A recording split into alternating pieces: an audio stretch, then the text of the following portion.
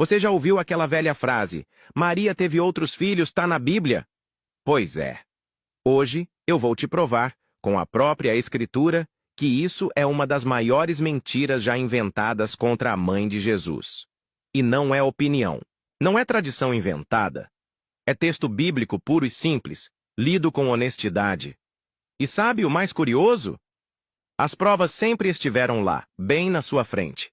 Então, se você acha que conhece a Bíblia, se prepare para ficar sem argumentos. O que mais me impressiona é ver protestantes jurando que defendem a sola Scriptura, só a Escritura.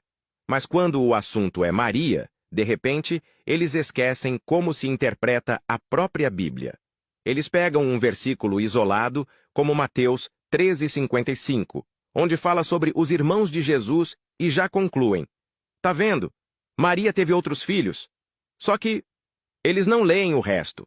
Eles ignoram o contexto cultural, o idioma original e até outras passagens que desmentem a interpretação deles.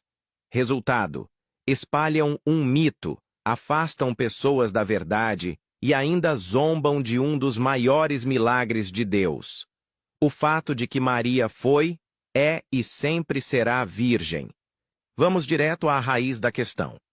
Na Bíblia, a palavra irmãos não significa necessariamente filhos da mesma mãe. No hebraico e no aramaico, não existia uma palavra específica para primos ou parentes próximos, como no português. Então, qualquer parente do mesmo clã podia ser chamado de irmão. Quer exemplos claros? Em Gênesis 13:8, Abraão chama Ló de irmão, só que Ló era sobrinho dele. Em 1 Crônicas 23, 21, 22, fala que as filhas de Eleazar se casaram com os irmãos delas. E, obviamente, não está falando de incesto, mas de primos. Agora, voltando ao Novo Testamento, quem são esses irmãos de Jesus citados em Mateus 13:55? A própria Bíblia responde. Em Mateus 27:56 e João 19:25, descobrimos que Tiago e José, chamados de irmãos de Jesus, eram, na verdade, filhos de outra Maria, Maria de Clopas, que o Evangelho diz claramente que era irmã de Maria, mãe de Jesus, ou seja, parentes, não filhos biológicos. Então, se a Bíblia já esclarece isso, por que continuam repetindo essa mentira? A Bíblia é claríssima sobre a concepção virginal, Lucas 1:34. Quando o anjo anuncia que ela conceberá, Maria responde, como se fará isso, pois não conheço o homem? E ela já estava prometida em casamento a José. Se fosse só questão de tempo até ter relações com o marido, essa pergunta não faria sentido. Ela sabia que tinha feito um voto de virgindade. Outra prova está em Mateus 1:25. Ali diz que José não a conheceu até que ela deu à luz. Os protestantes usam isso para dizer, tá vendo? Depois teve. Só que na Bíblia, o até que não implica mudança depois. Em 2 Samuel 6:23, diz que Micol, filha de Saul, não teve filhos até o dia da sua morte. Pergunta, ela teve depois que morreu? Não, né? É a mesma construção. E mais. Em Ezequiel 44:2, Deus fala do portão do santuário. Esta porta ficará fechada. Ninguém entrará por ela, porque o Senhor, o Deus de Israel, entrou por ela. Por isso, permanecerá fechada. Os padres da igreja entenderam isso como uma profecia da virgindade perpétua de Maria. Deus entrou uma vez e nunca mais ninguém entrou. Agora, vamos colocar a lupa na mentalidade judaica da época. Um judeu do primeiro século entenderia a virgindade de Maria como algo sagrado, não apenas um detalhe biológico. No Antigo Testamento, a Arca da Aliança era intocável. Quem ousasse tocá-la, morria. E o que estava dentro dela? As tábuas da lei, o maná e a vara de Arão. Maria é a nova arca. Dentro dela esteve a palavra de Deus viva, o pão do céu e o sumo sacerdote eterno.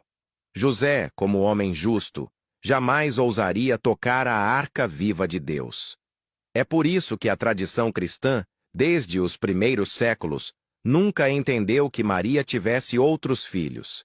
Aliás, Procure qualquer autor cristão antes de Lutero negando a virgindade perpétua de Maria. Não vai encontrar. Até o próprio Lutero acreditava nela.